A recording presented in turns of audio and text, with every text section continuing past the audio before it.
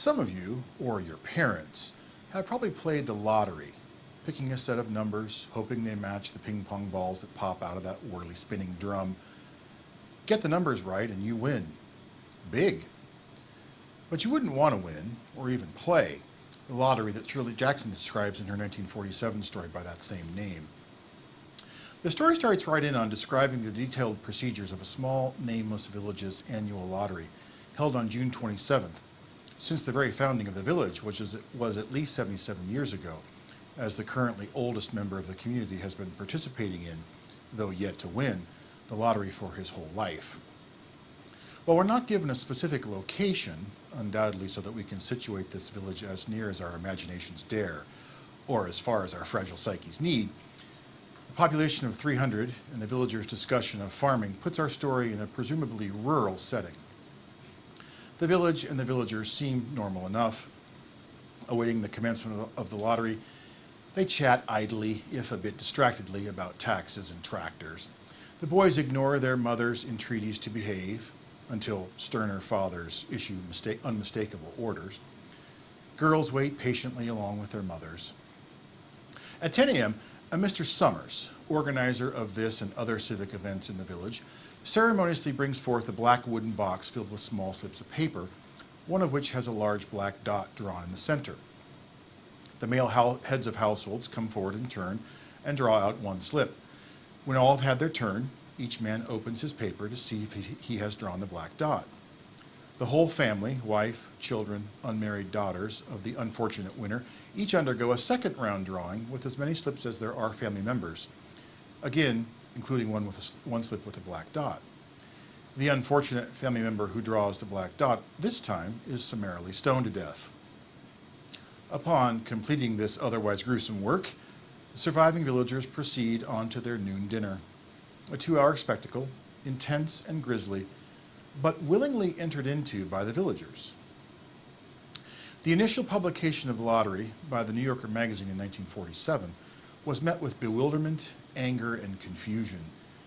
Academic observers, like sociologist Alfred Kroeber, complained that Jackson didn't explain where such rituals took place, and that by withholding this, she had pulled a fast one on readers.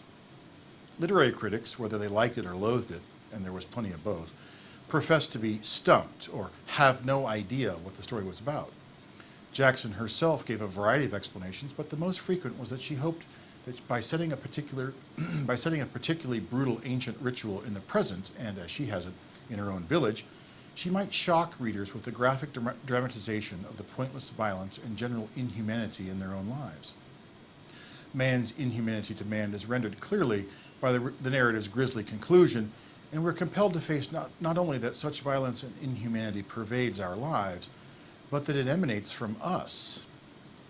We can too easily be the source of such evils, and the 20th century provides ample evidence of this. The first half of that 100 years had already been horrific. The cruelty of Nazi death camps, which relied on the participation of everyday low-level bureaucrats, or the betrayal of neighbor by neighbor in communist societies, or the McCarthy-era conformity, though not as violent, was morally and philosophically corrosive in the same fashion, were all either still in progress or just recently concluded, and the second half of the century would see more of the same. Such wanton evil does demand an explanation, though, and Jackson does better at describing than explaining. She hints that tradition and conformity can be stifling. The eldest villager, for instance, persistently laments the creeping pressure toward change. Rumor has it that the neighboring village is about to abandon the lottery. He crowns his frustration with the observation that people ain't what they used to be.